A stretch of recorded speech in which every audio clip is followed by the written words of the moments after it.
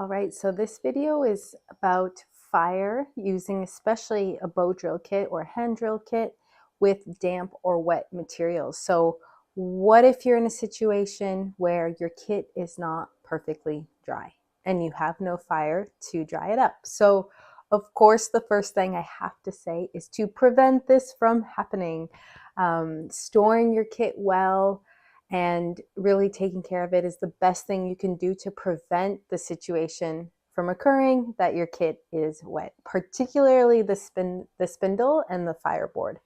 So, but even in that intention of keeping it dry, there's always the chance that something happens. You can, I don't know, if you're carrying it, you can fall into a river or a lake and your kit gets wet.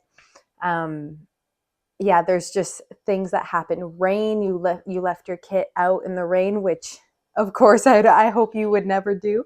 But yeah, there's just situations. And it's also a great practice. In my experience, I would soak a kit, in water for maybe 30 minutes and then try and start bowing. And you'll learn so much about the wood, your technique, your endurance levels, lots of factors just by using this element of water as a challenge, a barrier to easily get your coal. So yeah, like I said, first thing, try and keep it dry all the time.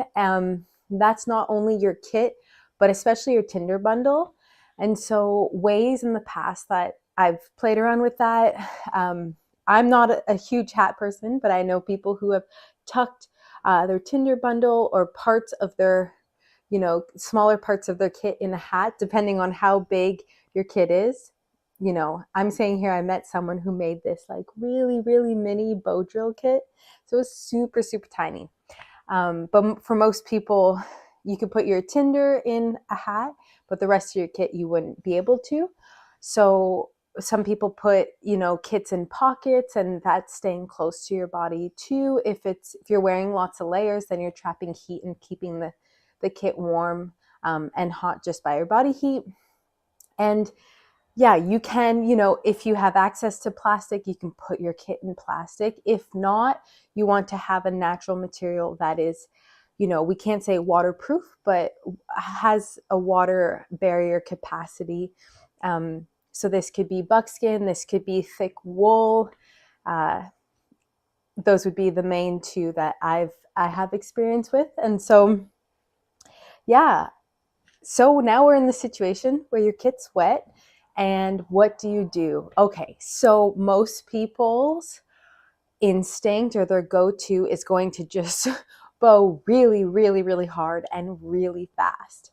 And in my experience, and not just me, but people in my community that have also played around with this, soaking the kit and then learning, we noticed that doesn't go well. So essentially you're just burning through and grinding through the wood so fast that the wood never gets to dry, never gets to warm up, and then won't ignite.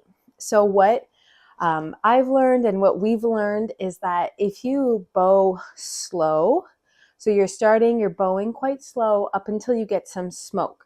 So you know that to get the smoke, you're going to have the drying and the warmth. So you bow slow to get to the smoking point, then you stop, give yourself a rest, and then repeat. Go back to your kit, bow slow and gentle till you get to smoking, rest, repeat. You can do it, generally 3 to 5 times. It also depends how wet your kit is, of course. If it's just been rained on or if it was, soaked in water for a long time.